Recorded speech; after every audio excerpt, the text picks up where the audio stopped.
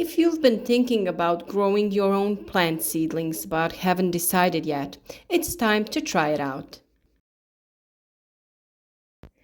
If you have tried and it was not successful, now it is time to investigate and correct all those procedures in which you made a mistake.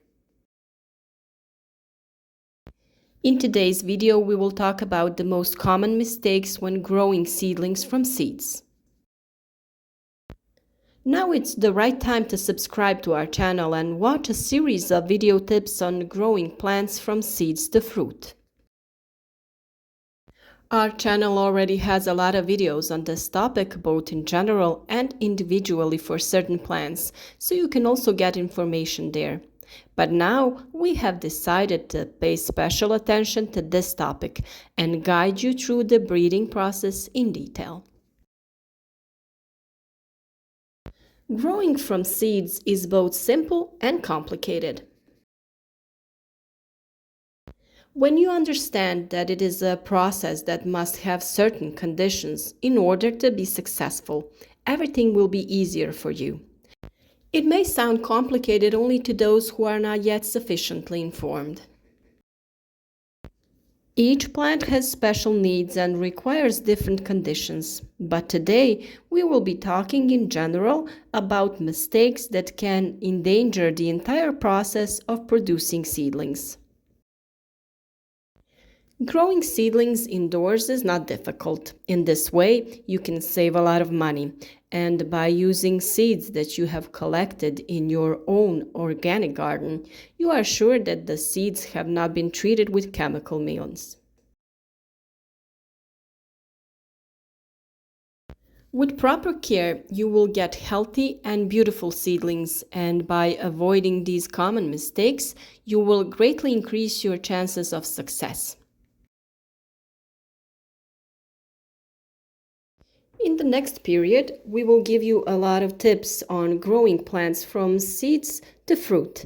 So we hope that you will be here with us, that you will support our work, like our videos, or share them with your friends on social networks.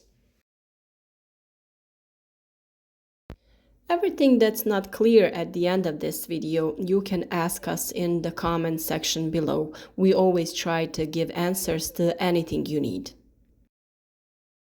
So let's get started. The first and the biggest mistake people make when growing seedlings is too early sowing. Always consider how long it will take for the plant to develop before you can transplant it outside and what weather conditions will welcome it outside. Many plants don't like the cold, and exposure to the cold air and soil will only shock them and make them more reachable to pests and diseases. Most plants are ready for outdoor conditions 4 to 6 weeks after sowing, but you have to be careful because not all varieties are the same. Before growing seedlings, read the information on the seed packets. Most packets have a wealth of information. First, they will tell you how deep you can plant the seeds, what's critical information. And it will also say, does the plant tolerate transplanting or should it be sown immediately in the permanent place in the garden?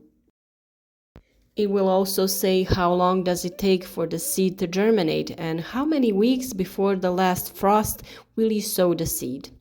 Keep the seed package. Chances are very high that you will need some information later or you will want to sow the same plant again next year. Although it seems to an inexperienced gardener that only soil will be suitable for sowing, it is not so. In order for the seeds to sprout, they must be sown in a soil that provides them with the optimal amount of moisture. In too wet soil, the seeds will rot, and in too dry soil, they will dry out too much. Taking garden soil is not the best idea because the soil for sowing should be sterile. For successful cultivation, seedlings need a lot of light. Place the jars or incubators on a windowsill or use a plant light. Keep the lights as close to the seedlings as possible without touching them. The distance should be approximately 5 to 10 centimeters. After the first sprouts emerge, the plants need 12 to 16 hours of daylight. The next thing is the temperature, and it is the key to growing healthy seedlings. In order for the seeds to germinate, most of them must be kept warm from 18 to 24 degrees Celsius. There are also special mats that you can buy to put under the hatchery. You can also use a small heater or place the incubator on the windowsill above the radiator. You have to maintain the temperature until the seeds germinate. After that, most young plants can tolerate temperature fluctuations within reasonable limits. Whatever type of light you use, natural or artificial, should be producing enough heat to meet the plant's needs. Perhaps the most challenging part of growing plants from seeds is the amount of moisture. Because young seedlings are so delicate, there is very little room for error when it comes to watering. You want to maintain sterile, medium moisture, but not wet.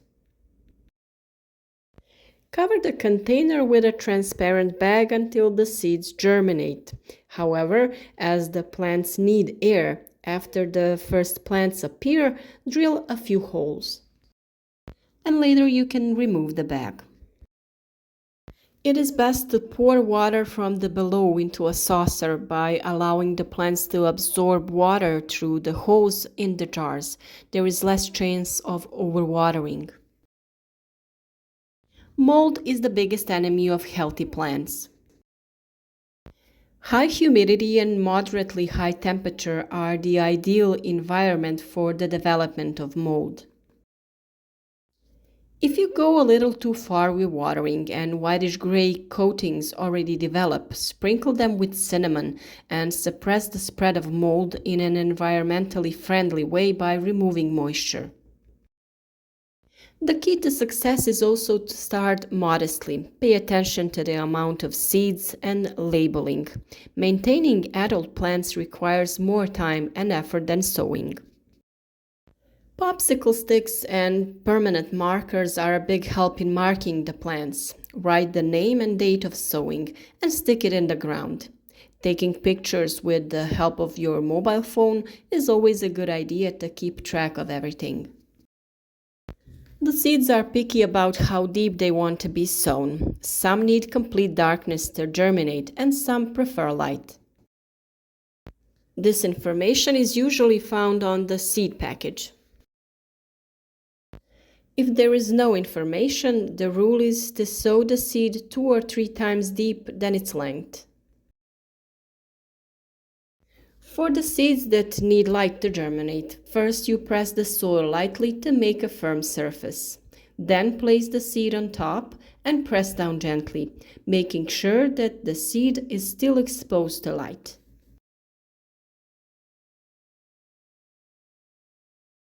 Nutrients are very important for young plants. To begin with, seedlings get the food and energy for growth they need from the seed itself.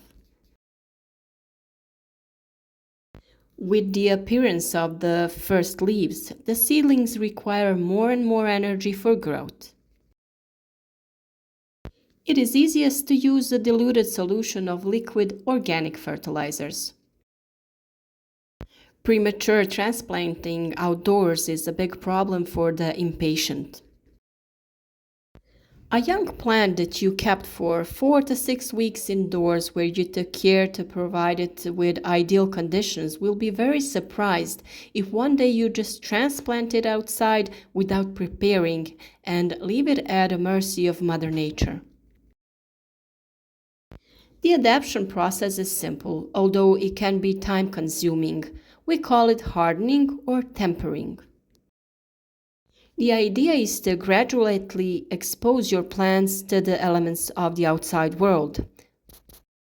This means putting your seedlings outside each day longer and longer for 6 to 10 days, depending on your patience, temperatures, and the fragility of your seedlings. This prepares them slowly for wind, sun, and other outside conditions. We will talk about all this in the detail in the coming periods, so it is definitely worth clicking the subscribe button and clicking the bell next to it to ensure that you receive notifications about every new video advice. With our advice, ensure that you grow healthy and strong seedlings and eventually plants in your garden. We hope that you will have the time to like the video and share it on your social networks with your friends so that also them have use from our advice. Any additional questions we will answer in the comments.